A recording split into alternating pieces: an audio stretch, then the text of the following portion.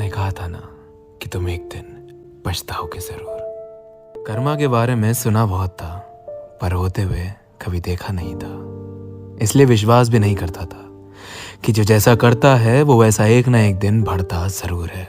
जो जितनी तकलीफें देता है जिंदगी में उससे ज्यादा तकलीफें लिख देता है। रोजमर्रा की जिंदगी जी रहा था, दोस्तों के साथ मौज मस्ती करना, करियर की टेंशन लेना, मीम्स इधर उधर फॉरवर्ड करना और सारा दिन बस फीड से स्क्रॉल करते रहना। एक दिन एक लड़की से मिला। मेरी जिंदगी में पहले भी कई लड़कियां रही हैं, कुछ दोस्त बनकर तो कुछ दोस्त से ज्यादा, लेकिन वो कुछ अलग थी। उसके अंदर एक अजीब सी बात थी जो मेरा ध्यान खींच लेती थी। ऐसा नहीं है वो कुछ करती थी जानबूझ के, पर वो होता है ना कि कुछ लोगों का स्वभाव ही ऐसा होता है, उनका प्रेजेंस ही ऐसा होता है जो वो दूसरों का ध्यान खींच लेते हैं। नॉर्मल बातचीत होना शुरू हुई, नंबर्स एक्सचेंज हुए, कॉल्स पे बात होना शुरू हुई। धीरे धीरे मैं उससे जानने लगा, उसे समझने लगा। वो अपनी लाइफ के बारे में बताती, मैं जितना उसे जानता गया उतना उसमें खोता गया। शुरुआत दोस्ती से ही हुई थी, पर अब मैं उसके करीब और वो मेरे करीब इतनी आ गई थी कि हम एक दूसरे के साथ ज्यादा वक्त बिताने लगे थे, कॉल्स पर ही, पर पहले से ज्यादा। मुझे अक्सर ऐसा लगता था कि वो कभी कभी मुझसे झूठ बोलती है। पता नहीं क्यों, बस लगता था कि वो मुझसे कुछ छुपाती है, कुछ ऐसा जो वो चाहती नहीं कि मुझे पता चले। मैं जानने की कोशिश तो करता था, पर मुझे कभी पता नहीं चल पाया। खैर, बातें आगे बढ़ी, मुझे उस पर भरोसा होने लगा। कहीं ना कहीं मेरे मन में उसके लिए फीलिंग्स भी आने लगी थी।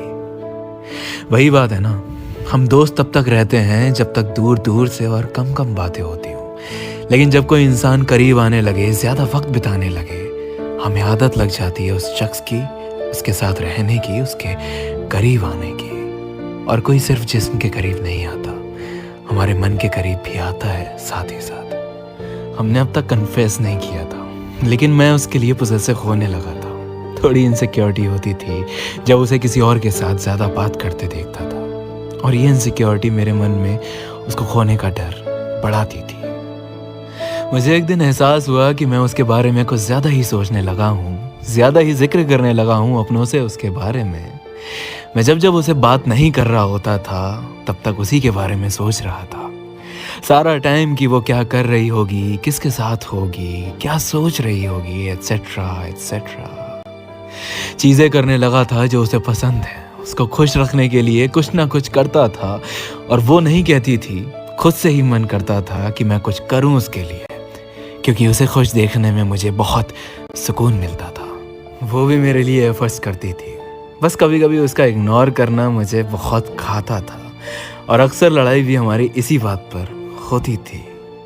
वो ज़्यादा रूठ जाती थी, मुझसे देखा नहीं जाता था, और मैं उसे मनाने चला जाता था बिना सोचे कि मैं ये करके सही कर रहा हूँ या नहीं। मैं उसे बहुत ज़्यादा टाइम देने लगा था, अपने सारे काम छोड़ के उससे बात करने के लिए वेट करता था। उसे जिस चीज़ की ज़रूरत होती थी मैं वो हर चीज़ उसे देता था, जो मांगा वो भी और जो नहीं मांगा वो भी। 8 महीने हो चुके थे हमें एक दूसरे से मिले हुए, जाने हुए, और मुझे ये यकीन था कि मैं उससे प्यार करने लगा हूँ, और मुझे उसके एक्शंस में भी दिखता था कि वो भी प्यार करती है। और फिर मैंने यही सोचा कि अगर हम दोनों ही एक दूसरे से प्यार करते हैं तो क्यों हम दोस्त हैं, क्यों हम इस रिश्ते को आगे नहीं बढ़ा रहे।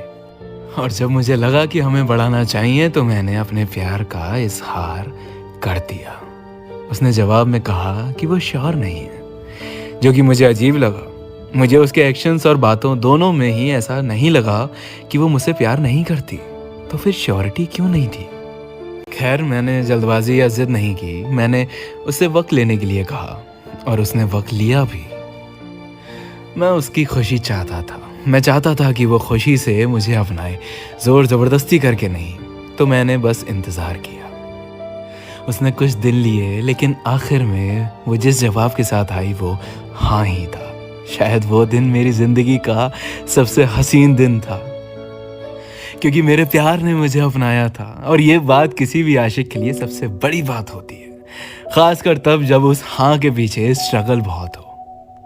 शुरुआत एक नई जिंदगी की हो चुकी थी। हमारा मिलना, बातें करना, एक दूसरे के साथ प्यार करना, दिन रात एक दूसरे में घुल जाना पूरी तरह। मतलब जैसे कहते हैं ना कि मेरी बोरिंग लाइफ में जैसे हैप्पी डेज आ गए थे, जैसे रंग भर दिए हों किसी ने मेरी जिंदगी में। शुरुआत रिलेशनशिप की ऐसी थी जैसे चेरी ऑन टॉप। सब कुछ परफेक्ट, हर एक चीज़ परफेक्ट, सारी ज़रूरतें पूरी होना, सारी ख्वाहिशें पूरी होना, सारी रिस्पॉन्सिबिलिटीज़ मैं पूरी करता हुआ चलता था। मतलब जैसे इस रिश्ते में मैंने खुद को झोंक दिया था, 1000% देता था उसको खुश रखने के लिए, उसको वांटेड और इम्पॉर्टेंट फील कराने के लिए, उसकी वैल्यू को ऊपर रखता था, उसके हिसाब से डलता था, उसे प्रायोरिटी बना लिया था। सब कुछ एक फेरी टेल जैसा था, लेकिन ज़्यादा दिन तक नहीं। वो जो इग्नोरेंस वाली बात थी ना, वो बढ़ती थी। रिलेशनशिप की शुरुआत में तो सब सही था, लेकिन कुछ महीनों बाद उसका इग्नोर करना बढ़ता गया। हमारी लड़ाइयाँ पहले से ज़्यादा होने लगी थी, और जब सॉल्व करने की बात आती थी तो वो तो मेरी जिम्मेदारी होती थी। उसके आगे झुकूं, माफ़ी मांगूं और उसे मनाऊं, और उसे इस चीज़ की आदत लग चुकी थी, और डाली भी मैंने ही थी। मेरे लिए ज़रूरी सिर्फ वो थी, और हर बार यही सोचकर झुक जाया करता था कि मेरे लिए इस रिश्ते को बचाना हर हाल में ज़रूरी है। सालों तक मैं उसके इस बिहेवियर के आगे कमज़ोर पड़ता जा रहा था, और ये सब मुझे बर्दाश्त नहीं हो रहा था। मैंने उसे इतना प्यार दिया, इतना प्यार दिया, इतना ज़्यादा प्यार दिया कि वो प्यार अब उसके सर पर चढ़ गया था, और उसे ऐसा लगने लगा था कि प्यार क्या है, ये तो हर किसी को मिल जाता है, एफर्ट्स तो हर कोई कर सकता है, इसमें कौन सी बड़ी बात हो गई। वो मुझे इतना ग्रांटेड लेने लगी थी कि ना मेरी डांट का उस पर असर होता था, ना मेरे आंसुओं का, मेरे रोने का, और ना ही मेरे चिल्लाने का। इनफैक्ट अगर हमारी किसी बात पर लड़ाई हो जाए और मैं उसे मैसेज ना करूं, कॉल ना करूं, तो मजाल है जो वो अपनी तरफ से एक मैसेज भर का भी एफर्ट कर ले। उसे एहसास नहीं था कि वो जिस डायरेक्शन में जा रही है, वो डायरेक्शन हम दोनों को हमेशा के लिए अलग कर देगा। पर कमाल की बात तो ये थी कि उसे कोई फर्क भी नहीं पड़ता था इस बात से। मैं कई बार उसके आगे रोता, गिड़गिड़ाता, बार बार पूछता कि वो क्यों बदल गई, पर अफसोस मुझे कभी कोई जवाब नहीं मिलता। वो हर बार मुझे ब्लेम कर देती थी कि जो भी उसका बिहेवियर है वो मेरी वजह से है। मैं हर दिन खुदा से पूछता कि क्या किसी को प्यार देना एक वजह बन सकता है बुरे व्यवहार की? किसी को चाहना, किसी की परवाह करना इतना बुरा होता है क्या कि कोई आपके साथ बिल्कुल जानवर जैसा सलूक करने लगे? विश्वास करना मुश्किल हो गया था मेरे लिए कि वो शख्स वो रहा ही नहीं जिससे मैं 3 साल पहले मिला था। इन 3 सालों में मैंने सब कुछ देख लिया था, और इसके बावजूद भी मैं उसके साथ खड़ा रहना चाहता था, क्योंकि प्यार उसका कम हुआ था, मेरा थोड़ी। मेरे अंदर तो जिंदगी भर की मोहब्बत बाकी थी। बात बिगड़ते बिगड़ते इतनी बिगड़ गई कि नौबत ये आ गई कि अब उसका वक्त भी मिलना मुश्किल हो गया था।